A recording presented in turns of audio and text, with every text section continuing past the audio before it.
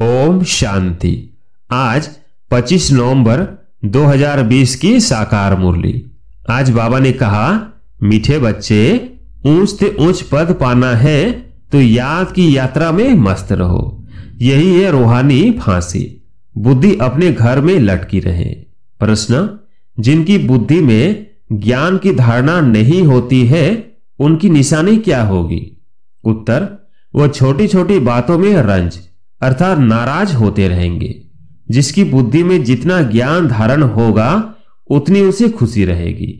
बुद्धि में अगर यह ज्ञान रहे कि अभी दुनिया को नीचे जाना ही है, इसमें नुकसान ही होना है, तो कभी रंज नहीं होंगे, सदा खुशी रहेगी। ओम शांति। मीठे मीठे रूहानी बच्चों प्रति रूहानी बाप बैठ समझाते हैं। बच्चे समझते हैं ऊंच से ऊंच भगवान कहा जाता है। आत्मा का बुद्धि योग घर की तरफ जाना चाहिए, परंतु ऐसा एक भी मनुष्य दुनिया में नहीं है जिसको यह बुद्धि में आता हो।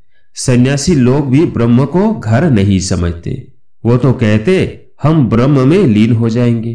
तो घर थोड़ी हुआ, घर में ठहरना होता है। तुम बच्चों की बुद्धि वहां रहनी चाहिए। जैसे कोई फांसी पर चढ़ता है ना, तुम अब रूहानी फांसी पर चढ़े हुए हो। अंदर में है हमको ऊंच से ऊंच बाप आकर ऊंच से ऊंच घर ले चलते हैं।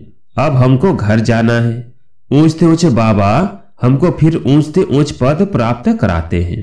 रावण राज्य में सब नीच है, वो ऊंच या नीच, उन्हों को ऊंच का पता ही नहीं है। ऊंच वालों को भी नीच का पता नहीं रहता। अभी तुम समझते हो ऊंच से ऊंच एक भगवान को ही कहा जाता है। बुद्धि ऊपर में चली जाती है, वो है ही परम धाम में रहने वाला। यह कोई भी नहीं समझते हैं। हम आत्माएं भी वहां के रहने वाली हैं। यह आते हैं सिर्फ पाठ बजाने। यह कोई के ख्याल में नहीं रहता, अपने ही धंधे धोरी में लगे रहते हैं। अब बाप समझाते हैं ऊंच से ऊंच तब बनेंगे जब याद की यात्रा में मस्त रहेंगे।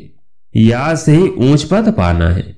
नॉलेज जो तुमको सिखलाई जाती है वो भूलने की नहीं है। छोटे बच्चे भी वर्णन करेंगे, बाकी योग की बात को बच्चे नहीं समझेंगे। बहुत बच्चे हैं जो याद की यात्रा पूरी रीति समझते नहीं है। हम कितना ऊंच से ऊंचे जाते हैं। मूल वतन, सूक्ष्म वतन, स्थूल वतन, तब तो यहां है। सूक्ष्म वतन मूल वतन में यह नहीं होते। यह नॉलेज बाप ही देते हैं, इसलिए उनको ज्ञान का सागर कहा जाता है। मनुष्य समझते हैं बहुत शास्त्र आदि पढ़ना ही ज्ञान है।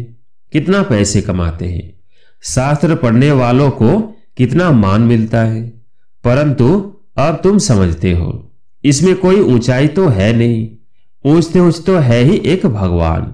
उनके द्वारा हम ऊंच से ऊंच स्वर्ग में राज्य करने वाले बनते हैं। स्वर्ग क्या है, नरक क्या है, 84 का चक्र कैसे फिरता है, यह सिवाय तुम्हारे इस सृष्टि में कोई भी नहीं जानते हैं। कह देते हैं यह सब कल्पना है। ऐसे के लिए समझना है यह हमारे कुल का नहीं है। दिल शिकस्त नहीं होना चाहिए। समझा जाता है इनका पाठ नहीं है तो कुछ भी समझ नहीं सकेंगे। अभी तुम बच्चों का सिर बहुत ऊंच है।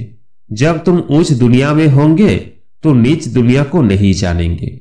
नीच दुनिया वाले फिर ऊंच दुनिया को नहीं जानते। उनको कहा ही जाता है स्वर्ग। विलायत वाले बल स्वर्ग में जाते नहीं हैं, फिर भी नाम तो लेते हैं। हेवन पैराडाइज था। मुसलमान लोग भी वही कहते हैं, परंतु ये उनको पता नहीं है कि वहां कैसे जाना होता है। अभी तुमको कितनी समझ मिलती है।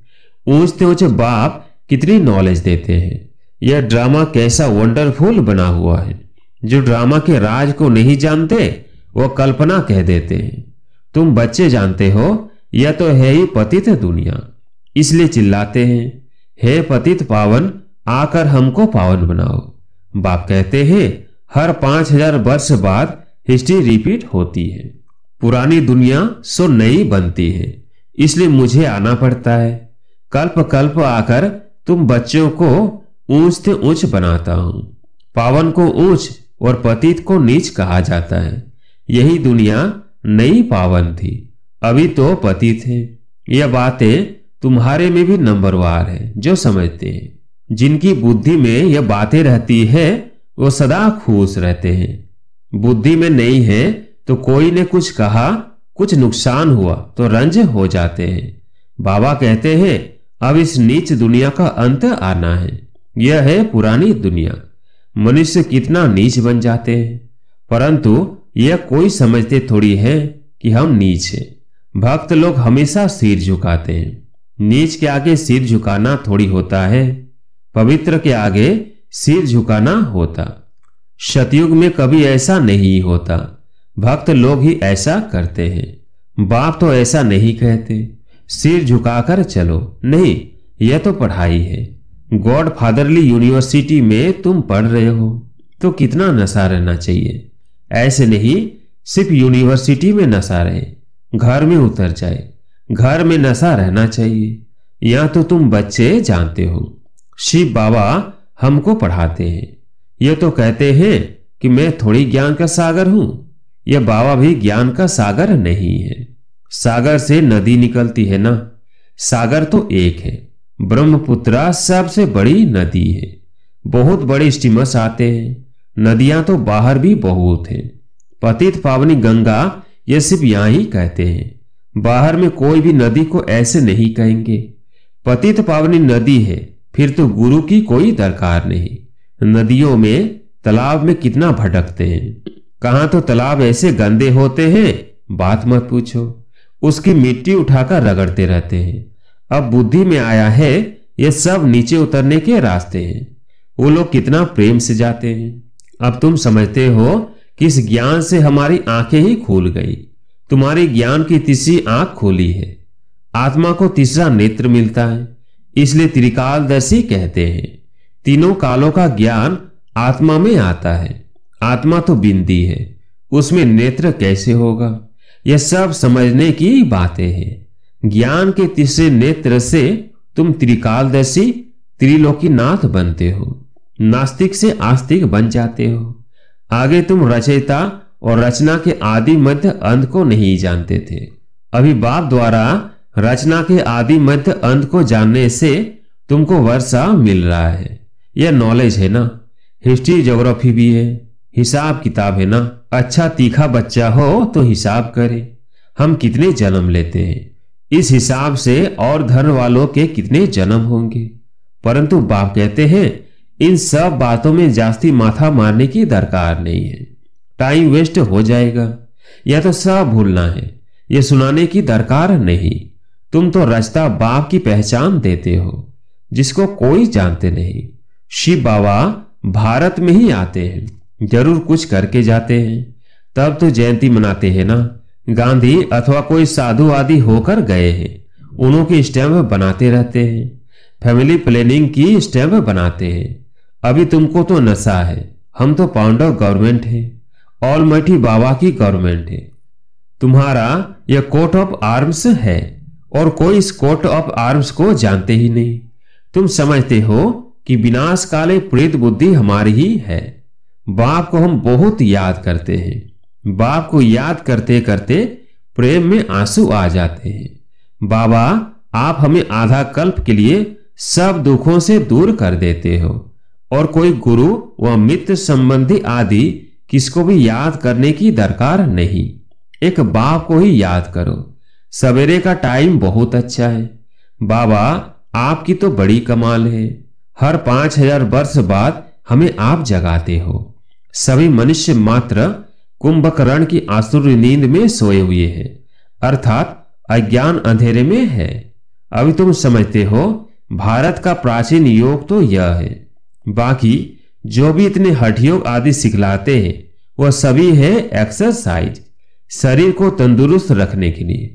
अभी तुम्हारी बुद्धि में सारा ज्ञान है तो खुशी रहती है। यहां आते हो, समझते हो, बाबा रिफ्रेश करते हैं। कोई तो यहां रिफ्रेश हो बाहर निकलते हैं, वो नशा खलास हो जाता है। नंबरवार तो है ना। बाबा समझाते हैं यह है पतित दुनिया। बुलाते भी हैं हे पतित पावन आओ, परंतु अपने को पतित समझते थोड़ी हैं, इसलिए पाप धोने जाते हैं। लेकिन शरीर को थोड़ी ही पाप लगता है। बाप तो आकर तुम्हें पावन बनाते हैं और कहते हैं माँ में कम याद करो तो तुम्हारे विकर्म विनाश होंगे। यह ज्ञान अभी तुमको मिला है। भारत स्वर्ग था, अभी नरक है। तुम बच्चे तो अभी संगम पर हो। कोई विकार में गिरते हैं तो फेल होते हैं, तो जैसे नरक में जाकर गिर पड़ते हैं। 5 मंजिल से गिर पड़ते हैं, फिर 100 गुना सजा खानी पड़ती है। तो बाप समझाते हैं कि भारत कितना ऊंच था, अब कितना नीच है। अब तुम कितना समझदार बनते हो। मनुष्य तो कितने बेसमझ हैं। बाबा तुमको यहाँ कितना नशा चढ़ाते हैं, फिर बाहर निकलने से नशा कम हो जाता है, खुशी उड़ जाती है। स्टूडेंट कोई बड़ा इम्तिहान पास करते हैं तो कभी नशा कम हो जाता है क्या? पढ़कर पास होते हैं, फिर क्या क्या बन जाते हैं। अभी देखो दुनिया का क्या हाल है। तुमको ऊंच से ऊंच बाप आकर पढ़ाते हैं। सो भी है निराकार, तुम आत्माएं भी निराकार हो। यह पाठ बजाने आई हो। यह ड्रामा का राज बाप ही आकर समझाते हैं। इस सृष्टि चक्र को ड्रामा भी कहा जाता है। उस नाटक में तो कोई बीमार पड़ते हैं तो निकल जाते हैं। यह बेहद का नाटक। यथार्थ रीति तुम बच्चों की बुद्धि में है। तुम जानते हो हम यह पाठ बजाने लिए आते हैं। हम बेहद के एक्टर्स हैं। यह शरीर लेकर पाठ बजाते हैं। बाबा आया हुआ है। यह सब बुद्धि में होना चाहिए। बेहद का ड्रामा कितना बुद्धि में रहना चाहिए। बेहद विश्व की बादशाही मिलती है तो उसके लिए पुरुषार्थ भी ऐसा अच्छा करना चाहिए ना।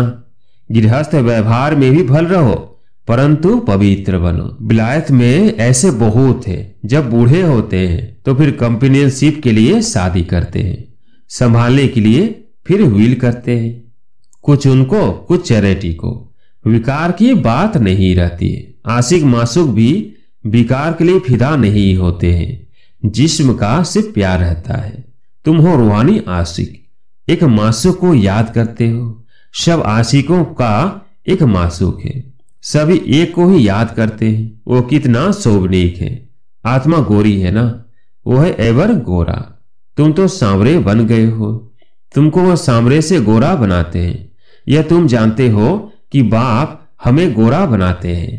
यह बहुत है जो पता नहीं किस किस ख्यालात में बैठे रहते हैं। स्कूल में ऐसे होता है। बैठे बैठे कहां बुद्धि बायोस्कोप तरफ, दोस्तों आदि तरफ चली जाती है। सत्संग में भी ऐसे होता है। यहां भी ऐसे है। बुद्धि में नहीं बैठता तो नशा ही नहीं चढ़ता, धारणा ही नहीं होती जो औरों को कराए। बहुत बच्चियां आती है जिनकी दिल होती है सर्विस में कहां लग जाए, परंतु छोटे छोटे बच्चे हैं। बाबा कहते हैं बच्चों को संभालने के लिए कोई माई को रख दो। यह तो बहुतों का कल्याण करेंगी। होशियार है तो क्यों नहीं रूहानी सर्विस में लग जाए। 5 से 6 बच्चों को संभालने के लिए कोई माई को रख दो। इन माताओं की अब बारी है ना।